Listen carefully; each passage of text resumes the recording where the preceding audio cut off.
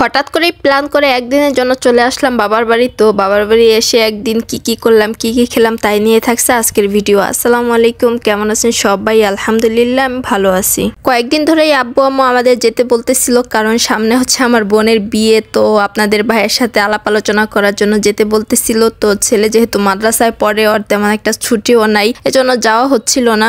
ছেলের মাদ্রাসার পরীক্ষা শেষ হয়েছে কয়েকদিন আগে, তো আর মাদ্রাসাও বন্ধ দিছে। এবার আপনাদের ভাইকে বললাম যে চলো এবার যাই। আপনাদের ভাইয়া বলো তুমি আর আসো, আর যাও, আমি এখন যেতে পারবো না, আমার কাজ আছে, আমি ফোনে কথা বলবো না আব্বুর সাথে।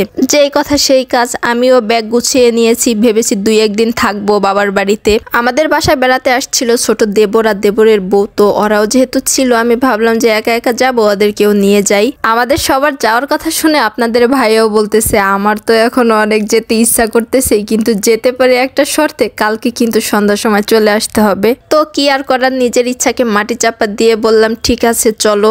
এই তো কথা বলতে বলতে ভাঙা পর্যন্ত চলে আসছি। তো ভাঙার এই রাস্তাটা আমার অনেক বেশি ভালো লাগে, যদিও মোবাইলে অত ভালো একটা বোঝা যাচ্ছিল না। এখন যেহেতু বেলা ছোট, আমরা বাস থেকে নামতে নামতেই মাগরিবের আজান দিয়ে দিছিল। তো বাস থেকে নামার পরে আমাদের একটা সাইডে দাঁড়া করায় রেখে দুই ভাই চলে গেছিল মিষ্টি কিনতে। আমরা সবসময় ফরিদপুর থেকেই মিষ্টি নিয়ে আসি, তো ফরিদপুরের মিষ্টিটা সবাই অনেক বেশি পছন্দ করে। আজকে যেহেতু হঠাৎ করেই প্ল্যান করে চলে আসা হয়েছে, এজন্য আর ফরিদপুর থেকে আনা হয় নাই, এজন্য ভাঙা থেকে মিষ্টি নিলাম। ভাঙা থেকে আমাদের বাড়ি পর্যন্ত আসতে আসতে অনেক রাত হয়ে গেছিল, প্রায় এশারের আজান দিয়ে দিছিল।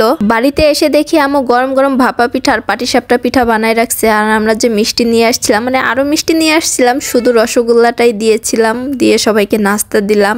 আমার ছেলে আর আপনাদের ভাইয়া চিটা রুটি অনেক বেশি পছন্দ করে, তাই আম্মু গরম গরম রাতে চিটা রুটি আর মুরগির গোশত রান্না করে দিয়েছিল। আমার ছেলেটা আসার পরে কিছুই খায় নাই, এজন্য আর বাবা ওকে চিটা রুটি আর মুরগির গোশত খাওয়াই দিচ্ছিল। আজকে মনে হয় পূর্ণিমা ছিল, এত সুন্দর একটা চাঁদ উঠেছিল। একে তো শীত, তারপরে আবার এত সুন্দর পূর্ণিমার চাঁদ। দাঁড়িয়ে দাঁড়িয়ে কিছুক্ষণ পূর্ণিমার চাঁদ আর শীত উপভোগ করলাম। একে তো শীতকাল, তারপরে আবার গ্রামের বাড়ি, আশপাশে সবাই ঘুমিয়ে পড়েছিল, শুধু আমরাই জেগেছিলাম। যদিও একটুও ক্ষুধা লাগে নাই, তারপরেও রাতের খাবার খেয়ে নেব, কি আর করার, ঘুম তো আসতেই হবে। তো রাতে আম্মু রান্না করেছিল লাল শাক, কাতল মাছ আর মুরগির গোশত। গ্রামের বাড়ির এই দৃশ্যটা আমার খুবই ভালো লাগে। সকালবেলা ঘুম থেকে উঠে দেখি আমাদের ঘরের সামনে ধান রোদে দিয়ে রাখছে। আমাদের ঘরের সামনে এই ফাঁকা জায়গাটা সকাল থেকে সেই বিকাল পর্যন্ত রোদ থাকে, এই জন্য সবাই ধান রোদে দেয়। যেহেতু আমরা আজকে চলে যাব, এজন্য আম্মু তাড়াতাড়ি রান্না করে ফেলছিল। এখানে গরুর গোশত রান্না করা শেষ, আর আমাকে বলল যে তুই রোস্টটা রান্না কর, তাই আমিও রোস্ট রান্না করতে চলে আসলাম। মাটির চুলার রান্না কিন্তু অনেক বেশি মজার হয়, আর রোস্টটাও অনেক বেশি মজার হয়েছিল। তাছাড়া আমার আম্মুর হাতের রান্নাও অনেক বেশি মজার। এই তো রান্না বাড়া শেষ করে এখন খেতে চলে আসলাম। আম্মু ইলিশ মাছ ভাজা আর বেগুন ভাজিও করেছিল।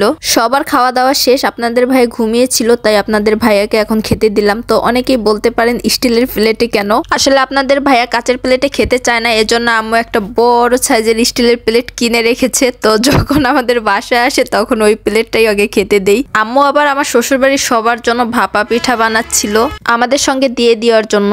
এই তো এখন আমার গোছ গাছ শেষ, টিফিন কারে বাটি হয়েছে একটা, মানে আমার শ্বশুর শাশুড়ির জন্য রান্না করে দিয়ে দিচ্ছে। তারপরে দুধ, আসলে ফরিদপুরের ফার্মের দুধটা আমি খেতে পারি না, এজন্য যখন আমি বাড়িতে যাই বা বাড়ি থেকে কেউ আসে তখন বেশি করে দুধ নিয়ে আসে। আমি যখন আমার বাসা থেকে আসি তখন আমার ব্যাগ হয় একটা, আর বাবার বাড়ি থেকে যাওয়ার সময় প্রত্যেকবারই আমার 2-3টা ব্যাগ হয়ে যায়। তো যাই হোক, এখন আমরা ফরিদপুরের উদ্দেশ্যে রওনা দিয়ে দিলাম। তো আজকের মতো আমার ভিডিওটা এই পর্যন্তই। যদি ভালো লেগে থাকে লাইক আর সুন্দর করে একটা কমেন্টস করে যান। আল্লাহ হাফেজ।